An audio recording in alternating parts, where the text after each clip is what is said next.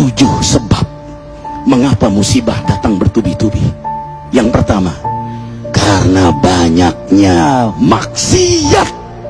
Surah Yasin ayat 19 yang kita baca setiap hari. Kemalangan terjadi, musibah terjadi, malapetaka terjadi karena dosa keterlaluan kalian kepada Allah. Yang kedua, karena banyaknya orang berbuat zalim. Dengarkan surah Qasas ayat 59.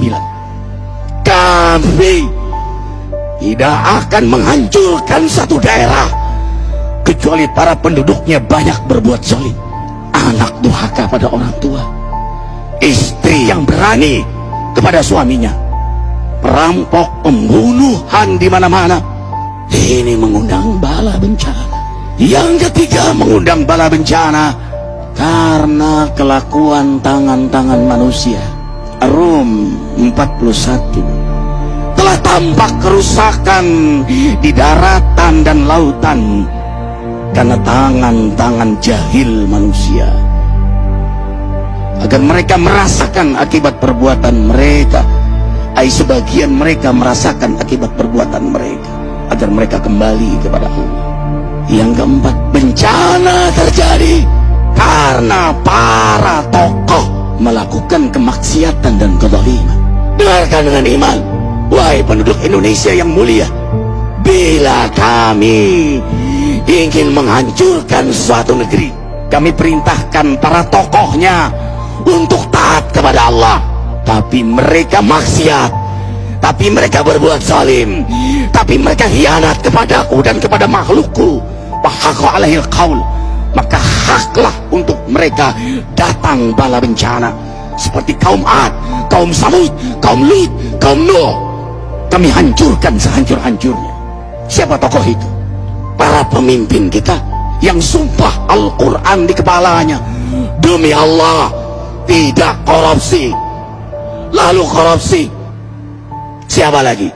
Hartawan, orang-orang kaya yang dengan harta berpoya-poya, sombong, maksiat dengan kekayaannya di tengah orang yang banyak menderita. Siapa lagi? Ulama yang menjual ayat-ayat Allah dengan murah. Subhanallah. Yang kelima, mengapa bala bencana terjadi? Karena orang-orang soleh, orang-orang baik diam melihat kemaksiatan dan kemungkaran. Surah Al-Anfal ayat 25. Takutlah kalian dengan musibah yang tidak hanya menimpa orang yang maksiat, orang yang berbuat zalim, tapi juga kalian orang-orang soleh. Maka masa bodoh dengan kemaksiatan bukanlah sikap seorang mukmin. Amar ma'ruf nahi munkar adalah amal cerdas. Yang keenam, justru karena rahmat Allah, karena peringatan yang Allah hadirkan agar hadir mahkamah kesadaran kita. Ikhwah, dengarkan dengan iman surah Al-Baqarah ayat 155, 156, 157. Kami pasti uji kalian dengan sesuatu yang buat kalian takut lapar, takut miskin, takut kematian.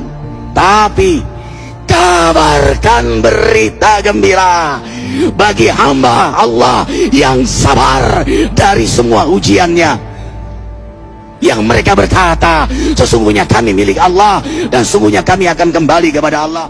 Yang terakhir, yang ketujuh, ada yang nanya, bagaimana yang maksiat yang selamat?